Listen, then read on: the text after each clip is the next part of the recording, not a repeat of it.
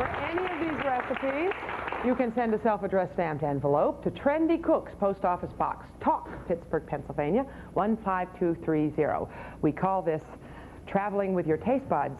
And we are traveling to India right now with Bikki Kochhar, who happens to own a number of restaurants, quite exotic restaurants in the Pittsburgh area. You may have tried some of them. The Walk-In, Mai Tai, Simply French, all in Oakland, and then there's Bangkok House and Simply Italian. So you're just a veritable cosmopolitan chef. Today we're doing Indian though, and this is Murg Marsala. What is it? It's chicken curry with a little more richer sauces than normal chicken curry would be. Okay, well, now can we do this? Oh, sure. Anybody can do it at home. After you see me cooking it, if you cannot do it at home, you've got to be out of the kitchen. You can't do anything. Okay, all right, that's a threat. All right, go to it, Bikki. Okay, the one thing I must disclaim about Indian cooking is that Indian cooking is nothing similar to anything else you cook at home. People have a misconception about Indian food that it has to be spicy and hot. It does not have to be spicy and it does not have to be hot if you don't want it hot. Okay. I once had a quotation written in my restaurant saying Indian food is only as spicy as you want. And the critic who criticized my restaurant or wrote a critique on it said Indian food is only as spicy as you are. All right. So, well, let's see how we do this. What we're going to do is do some murg masala today. The first thing we do is we put a cup of oil into a pan and heat the oil till it gets almost to the point of smoking. Any kind of oil? Any kind of oil, vegetable oil, soybean oil, as long as it's good cooking oil, we use that. All right. Then we take 1 cup of chopped onions and put them into the onion smoking. So far. Okay? You just have to stir them up a little bit and let them get brown. Brown. This is what they would look like when they are golden brown. Ah. So not just clear, but brown. Golden brown, right. You guys see this? Okay. Unfortunately, we are not going to be able to do the whole thing from A to Z, but we have to take shortcuts, but I'm showing you side by side what it should look like. I think we can use our noggins. Once the onions get to the point of being golden brown, we have 1.5 tablespoons of fresh ginger. Fresh ginger. Right. Now, we can buy ginger in the grocery stores, You can buy ginger in the grocery stores. You chop it up, and you use 1.5 tablespoons of fresh ginger. This is a portion for 4 people. 4 people. Now, we would wait till the onions were brown before you put this in. Before you put this in. Okay, got that. Let us jump to the fact that the onions have browned. Imagination. This is what they should look like. Imagine, as you look overhead, that these onions are brown. Okay, here we have 1.5 tablespoons of fresh coriander, fresh ginger, and 1/2 tablespoon of fresh garlic. Fresh garlic. All right. Now, why is that garlic that color? That's because it's fresh garlic. Once you mince it up, chop it up. And it sits, it does that? Oh, see, I'm stupid because I didn't know. I thought, is this a new kind of garlic? No, that's fine. Okay. All right. Most of us are used to working with powdered garlic or whatever. Yes. Fresh garlic has a definite different flavor and look. Okay. Okay, we stir this up for about a minute, just to let the two of them blend together. All right. After we have that done, we add in the spices. These are the spices we use for Indian cooking. That's an awful lot. We have paprika. Oh, that's all that is? Turmeric. Yeah. This is ground coriander powder. Yeah. This is chili powder. This is ground cumin. Right. This you know what it is. Sugar. Salt. Come on, That's right. Sugar's not a spice. I'm sorry. Okay. And we have some flavoring spices in here, which are whole cloves and cinnamon stick. Those are easy. I just can walk in the grocery store and go pick them down off the spice rack. You can get them off any rack. Okay. And all these spices are available either fresh or powdered. Fresh or powdered. Right. Does it matter, really? Can you take a shortcut and use the powder? You can use the powders. That's what we are trying to do. I imagine most of you probably have these in your spice racks at home. Everybody's nodding. Yes, yes, yes, yes. Well, I don't, so. Okay, now salt I have. I have mixed up the portions of spices that we need for this portion for 4 people. You mix those all together? Yes. Oh, just dump them all in.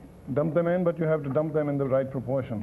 Well, what are those proportions? Okay, the proportions would be, we would need 3 teaspoons of ground coriander, 1.5 teaspoon of ground cumin, right, 1/2 teaspoon of turmeric, right, and paprika, half a teaspoon, salt and chili powder to taste, and 6 cloves, half a stick of cinnamon. All right. That is what I have in here. Okay. Okay? Once the garlic and the ginger have blended into the onions, we pour this whole thing in here. You're going to see some smoke and you're going to see a lot of smell coming. Now that's after a minute with the onions That's after a minute with the garlic and ginger. We put that in and we mix up. Wow. This is going to be the base of your whole curry. Wow. Now what we do is turn it. What'd you do with that? we turn the heat up because you turn it up. Like one of the previous chefs said, gas cooking and electric cooking are a little different, so you have to play around with it a little more. Right. Okay, once this is hot enough and you can see it bubbling. Oh, that smells Indian now. Smells like curry. Smells like me. You're oh, Bikki. Okay. Okay, once we have all this done, we add on 1 can of tomato sauce. Really? Any tomato sauce would be good. 1 can of tomato sauce. We just pour it in here. My gracious, I think I could do this. Half a cup of yogurt, plain yogurt. Indians use yogurt a lot, don't Indians they? use yogurt a lot because yogurt is considered to be good for health and it is good for Indian flavoring. It blends in very well with the Indian spices. It's soft, right? Right, right. I don't mean in consistency, I mean in the taste. The yogurt kind of balances out some of the spices. Right, it kind of tones them down from being too harsh. Okay. Okay, now here is where we have the total base for the curry. We have the curry ready now. Once the curry is ready, we let it cook for about 2 or 3 minutes. Then we add the chicken, which we have here. This is almost 2 pounds of chicken breast meat, diced and cut into bite-sized pieces. That's where I always have a problem, is cutting them into bite-sized pieces. Okay. Here we are. We have this curry ready. We put the chicken in. Really? There we Missed go. a piece We got there. some Okay. chicken there, right? Okay. Now, how long does that sit in there like that? Now this, we just mix it up a little bit. We let it cook for about 5 minutes. We have a phone call. Peggy from Plum, go ahead. Hi, I heard you say you had ground human in there. Isn't that kind of cannibalistic? Human! Very clever, Peggy. Thank you, Peggy, and I'm thanking you, Sally, for clarifying that up. Thank you.